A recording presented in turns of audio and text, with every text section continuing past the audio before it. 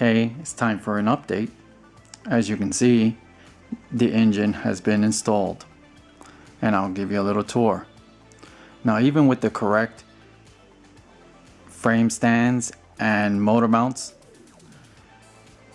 as you can see there, I still had to do a little massaging to get that clearance I needed for that bolt on the power steering box, but it's not too bad. But yeah, there's the engine. Carburetor is installed, distributor, the linkages are installed, and here is the coil wiring, and the coil is going to be installed on these two bolt holes on the intake manifold with a coil bracket for the big blocks. I got that on order. And as you can see, the wiring is all tucked and hidden. So basically, all the wiring is going under the exhaust manifold with the starter and of course the ones for the alternator. As you can see right here, the alternator is going to be right here. Now the plan is that I'm going to order the brackets that puts the alternator right here rather than how it was originally up here. I wanted it to look a little bit more symmetrical, so the alternator will be right over here, and right across will be the power steering pump, so it'll be symmetrical. Basically one pulley here, this pulley and this pulley. So that's the look I wanted to get, so I still have to get that. But I did the wiring so that everything is tucked and it's ready to go.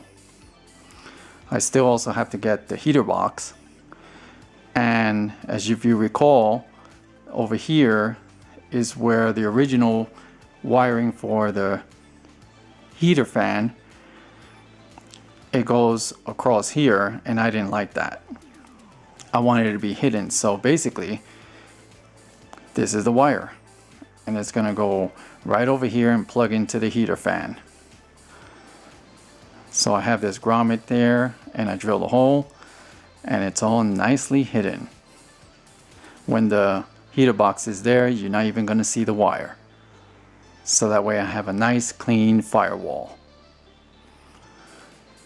And all the wiring for the engine, again, is tucked. So you can see it down there. And it goes under the steering, and it's going to go up to here, and then the junction is going to be somewhere around here.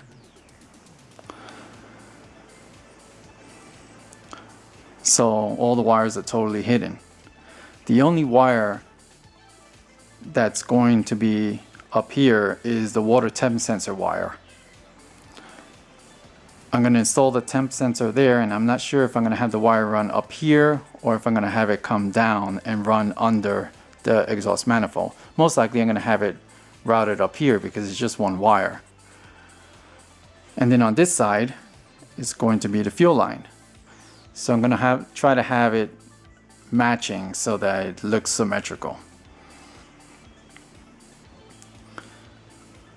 So that's how I have the engine planned. As you can see that reflection, that's exactly what I wanted. Just so I can see that. You can see the valve cover on the firewall. Man, that's the look I wanted. It's beautiful.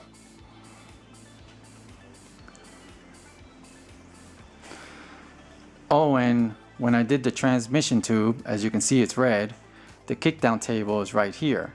And you can see I routed it so that it's not touching anything. So it's all free. and I pretty much attached it with a hose clamp, as you can see here. And there's also the original bracket, but I wanted to put this hose clamp just to make sure it doesn't move.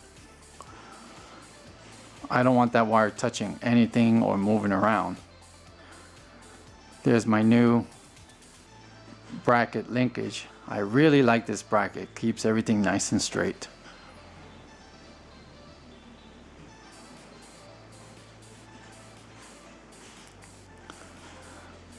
There it is. There's the engine installed. I really like how it looks. Really like it. It's gonna look really clean once I install the inner fenders. There they are right up there.